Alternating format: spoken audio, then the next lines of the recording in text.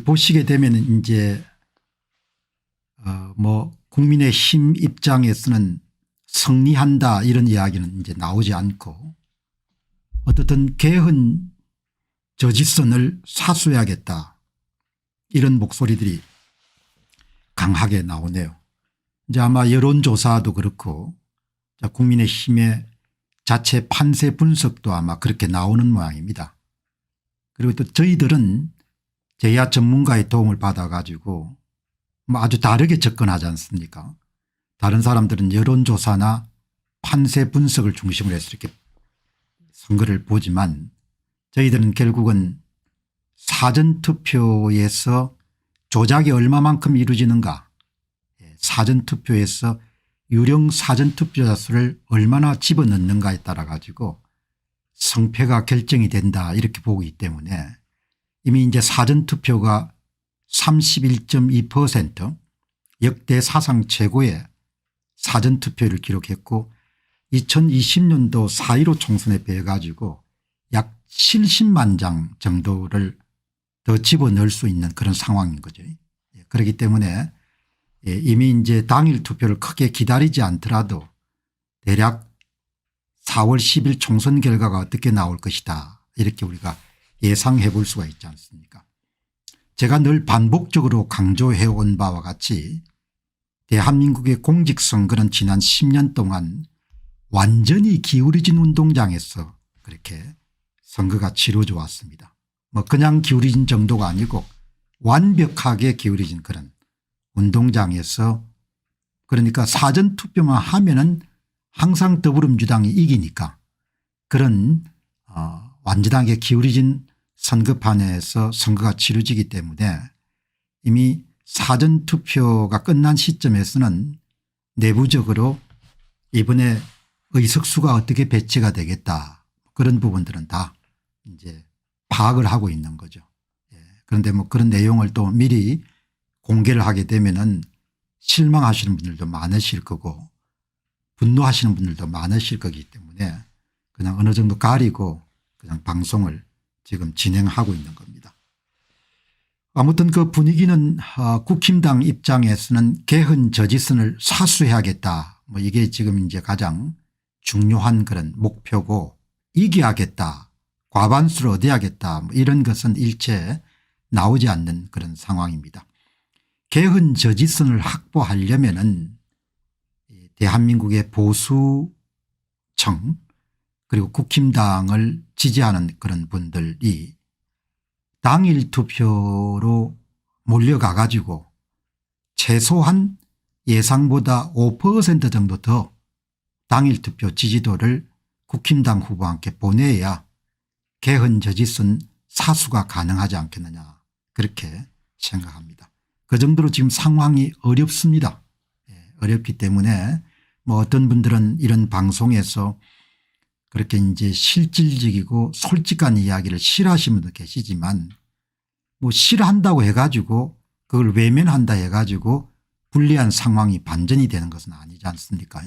그러니까 어떻든 오늘 이 방송을 보시는 분들도 오늘 방송에서도 좀 불편한 가슴이 좀 아픈 그런 내용이 나오더라도 어떻든 투표권을 행사하지 않으신 분들은 4월 10일 당일 투표에 반드시 나가셔서 개헌 저지선이 무너져 가지고 나라가 아수라장이 되지 않도록 그렇게 여러분들이 힘을 더해 주셔야 되겠습니다.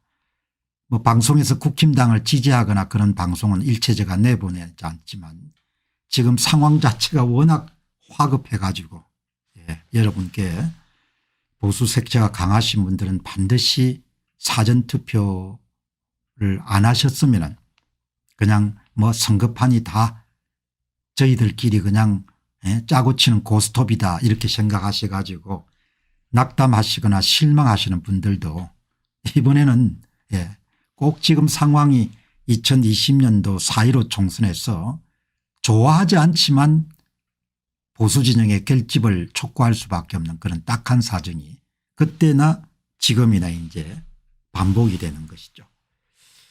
자, 이제 어떻든 그렇습니다.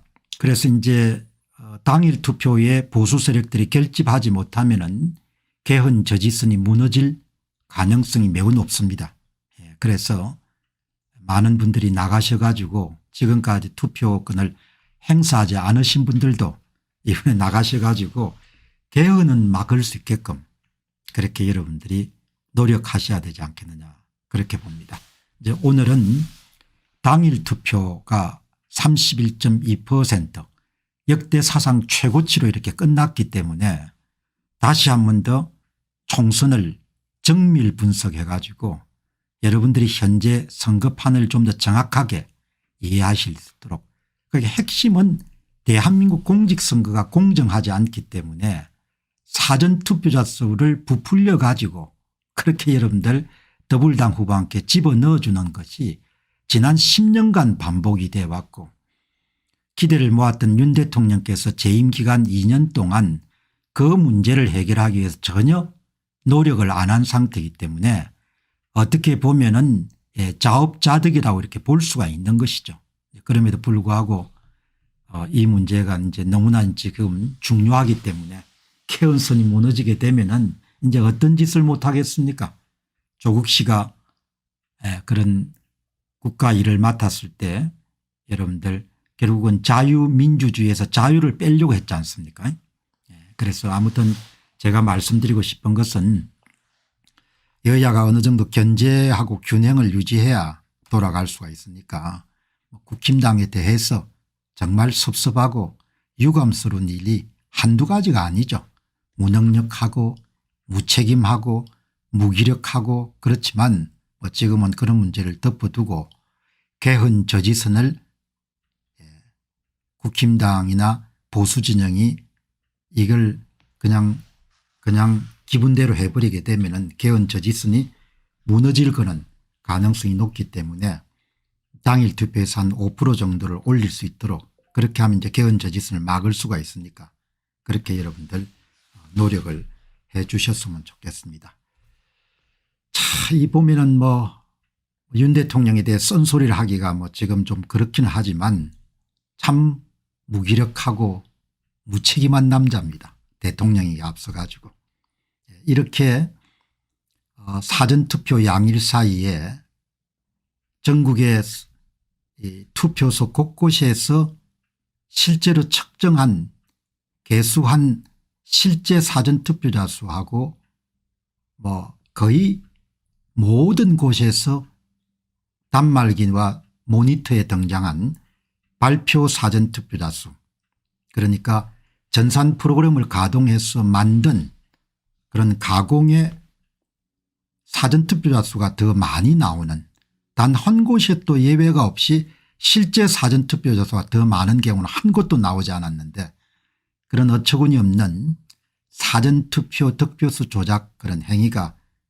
벌어지고 있음에도 불구하고 대통령이란 분이 단 한마디도 하지 않고 개입을 하지 않고 그냥 제가 볼 때는 난 몰라 죽든 살든 너희들이 알아서 해 이렇게 여러분들 행동하는 걸 보게 되면은 동갑내기로서 참 딱한 것이 아니고 행편이 없다 이렇게 제가 표현을 안 할 수가 없는 겁니다.